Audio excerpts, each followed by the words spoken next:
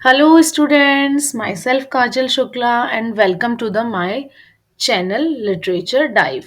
और मैंने कल एक पोयम आपको पढ़ाई थी जो कि 10th क्लास के सिलेबस में मेंशन है, डस्ट ऑफ स्नो। उसका मैंने पूरा हिंदी में ट्रांसलेशन और डिस्क्रिप्शन एक्सप्लेनेशन किया था। और आप चाहें तो वो वीडियो मैं इसके साथ डिस्क्रिप्शन बॉक्स में डाल दूँगी उसका लिंक, तो आप वहाँ से देख सकते हैं। अब आज हम उसमें से कौन से क्वेश्चंस पुट अप हो सकते हैं, उसकी प्रॉपर राइम स्कीम क्या है? राइम स्कीम वैसे मैंने कल भी डिस्कस की थी, पर आज मैं प्रॉपर वे में करूँगी।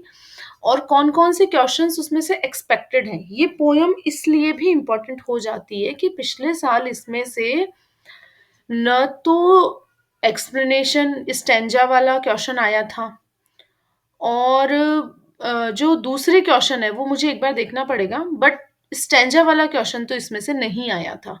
तो एक बार आप इसका स्टैन्जा वाला जो क्वेश्चन आता है ना कि स्टैन्जा आता है फिर उसमें से क्वेश्चन पुट अप होते हैं, वो भी मैंने इसमें लिख दिए हैं। अगर आप मेरे दिए हुए 3 क्वेश्चन्स हैं, ज़्यादा भी नहीं है, उनको भी अगर आप ढंग से पढ़ लेंगे ना, तो आपका कोई-सा भी क्वेश्चन हो, थीमेटिक हो या फिर सिंटैक्स से रिलेटेड हो, सारे क्लियर हो जाएँगे। तो चलिए शुरू करते हैं आज की ये वीडियो। तो dust of snow written by Robert Frost, ये हमारी कल बात हो चुकी है। टेक्निकल चीज़ें देखते हैं कि the way a crow shook down on me the dust of snow from a hemlock tree has given my heart a change of mood and saved some part of a day I had rued। अब देखो यहाँ पर जो ये crow है, इसको आप ए मानो, ये मी को आप बी मानो, स्नो क्योंकि क्रो का सिमिलर साउंड है तो ए हो जाएगा, और ट्री मी का सिमिलर साउंड है तो बी हो गया।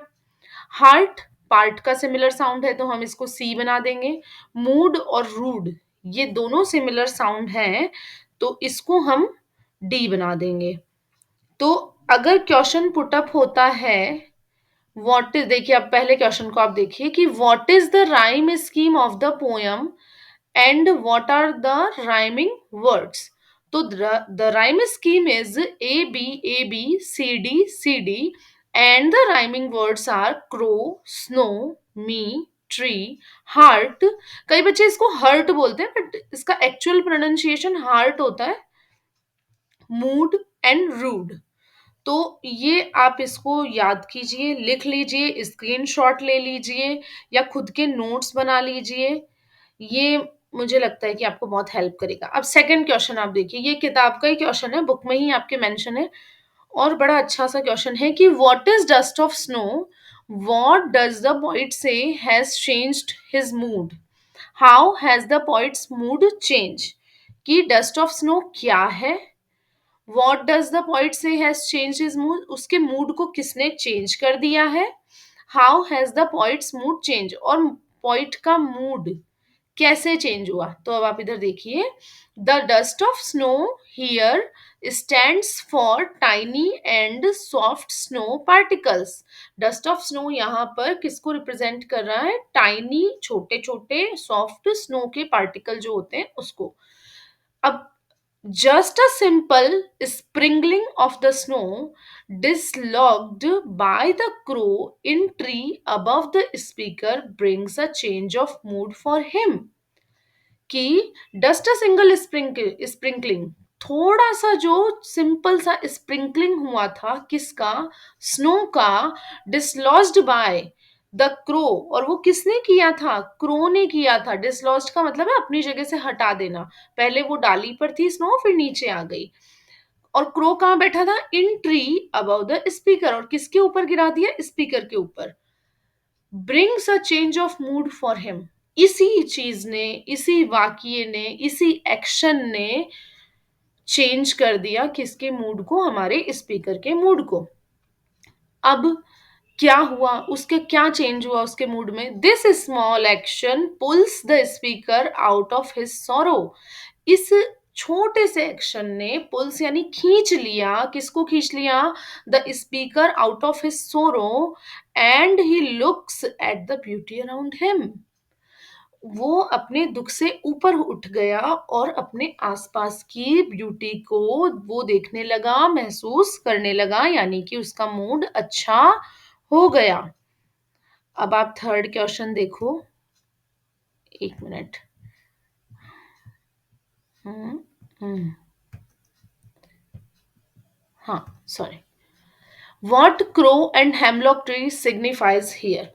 अब देखो बच्चों, यहाँ पर मैंने आपको जब कल जो पोएम पढ़ाई थी उसमें मैंने आपको बोला था कि क्रो और हेमलॉक ट्री जो हैं वो सॉरो को, डार्क साइड को, डेथ को, ग्लूमीनेस को रिप्रेजेंट करते हैं। बट पॉइंट ने यहाँ पर सोशल बैरियर्स को शैटर किया है, गिराया है। उन्होंने वो चाहते तो किसी सुंदर सी बर्ड्स को भी यूज़ कर सकते थे, लाइक कुकू बर्ड हुआ या नाइटिंगेल हुआ या पीकॉक हुआ, मतलब किसी को भी वो यूज़ कर सकते थे। ट्री में भी वो ओक ट्री को ले सकते थे या मतलब बहुत सारे बर्च ट्री को वो ले सकते थे, बट उन्होंने हेमलॉक ट्री को चुना क्यों? जबकि hemlock tree is the poisonous tree. क्यों? उन्होंने जानबूझ के ऐसे सिंबल्स उठाए हैं जो नेगेटिव इम्पैक्ट रखते हैं, बट उन्होंने इसे as a positive way of nature के रूप में डिस्क्राइब किया है। तो ये दोनों बातें अगर आप वहाँ लिख के आओ, एक तो सिंपल इसका आंसर बनेगा कि ये डेथ, सॉरो और ग्लूमीनेस को सिग्निफाई करते हैं। बट अगर आप 2 लाइन ये भी लिख के आओगे कि लेकिन यहाँ पर पोइट ने इन्हें कैसे यूज़ किया है, तो मुझे लगता है कि एग्ज़ामिनर पे एक अच्छा इम्पैक्ट आप लोग डाल पाओगे। तो इसका आंसर आप देखिए कि although crow and hemlock tree mirror dark side of nature, यद्यपि क्रो और हेमलॉक ट्री मिरर करते हैं, दिखाते हैं dark side of nature and symbol of sorrow, death and gloominess. और किसका सिंबल है? सॉरो, डेथ और ग्लूमीनेस का सिंबल है। But here poet shatters all these social barriers. पर यहाँ पर पोइट ढहा देता है, गिरा देता है उन सारे सोशल बैरियर्स को। हियर दीज सिंबल्स अफर्म, यहाँ पर ये जो सुंदर से सिंबल्स हैं अफर्म करते हैं लाइफ को दिखाते हैं and show the unmatched healing power of nature. और बड़े ही सुंदर तरीके से वो आपको नेचर की हीलिंग पावर को शो करते हैं। तो ये आपका क्वेश्चन है। अब देखो बच्चों, इसमें से ये पूछा जा सकता है कि थीम लिखिए। तो ये जो 3 क्वेश्चन है, मैं हमेशा स्मार्ट स्टडी में बिलीव करती हूँ। I don't believe in hard study कि आप थीम अलग से याद करो और हर क्वेश्चन को अलग याद करो। आपको मिक्स एंड मैच करना आना चाहिए। ये वाले जो 3 क्वेश्चन्स हैं, I think that these are more than enough. ये मोर देन इनफ है आपके हर क्वेश्चन को आंसर करने के लिए। अब इसमें से कुछ फिगर ऑफ स्पीचेज़ हैं, हालाँकि क्वेश्चन आते नहीं हैं, बट आपको थोड़ा-सा इनका ज्ञान होना ज़रूरी है। फिगर ऑफ स्पीचेज़ यानी कि अलंकार। किसी भी पोएम को सुंदर बनाने के लिए, राइमिंग बनाने के लिए किस तरह के फिगर ऑफ स्पीचेज़ यूज़ किए जाते हैं। तो आप देखिए इसमें फर्स्ट जो फिगर ऑफ स्पीच यूज़ हुआ है, वो हुआ एन्जाम्बमेंट। एन्जाम्बमेंट में क्या होता है? Same sentence continued in 4 lines. मतलब एक ही सेंटेंस को यूज़ करते हैं, कोई कॉमा या फुल स्टॉप नहीं आता। आप देखो यहाँ पे आप देख सकते हो, क्रो के बाद, मी के बाद या सॉरी क्रो के बाद, मी के बाद snow, tree, heart, mood, part, rude, मतलब डायरेक्टली रूड पे जाके आपका बंद हुआ है। सारी लाइन्स के बाद कोई ठहराव नहीं है, कोई फुल स्टॉप नहीं है। तो इसे हम एन्जाम्बमेंट बोलते हैं कि कभी रुक नहीं रहा है, कंटिन्यूड लिखे जा रहा है। Alliteration, words with same words sorry कहाँ चला गया? Words with same start letter placed closely, same start of letter, जैसे ये सेव्ड, सम, पार्ट, तो ये एस एस का जो रिपीटिशन रिपीटिशन हो रहा है लेटर का, मैं साउंड की बात नहीं कर रही हूँ, मैं लेटर की बात कर रही हूँ। जहाँ लेटर स्टार्ट होता है वहाँ एलिट्रेशन होता है। और हमारा ये जो कॉन्सोनेंस है यहाँ पर, consonance repeating consonant sound. Consonant, अब यहाँ साउंड की बात कर रही हूँ, यहाँ लेटर की बात नहीं कर रही हूँ मैं। रिपीटेड आता है ये कॉन्सोनेंट साउंड, जैसे ड। ड हमारा साउंड क्या है? कॉन्सोनेंट है।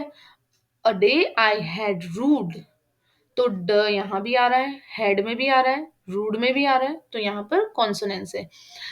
और भी इसमें काफ़ी सारे फिगर ऑफ स्पीचेज़ हैं, जैसे इसमें असोनेंस भी है, जैसे इसमें आईएनडी भी है, बट मैंने अभी तक इस टाइप का क्वेश्चन पेपर में देखा नहीं है।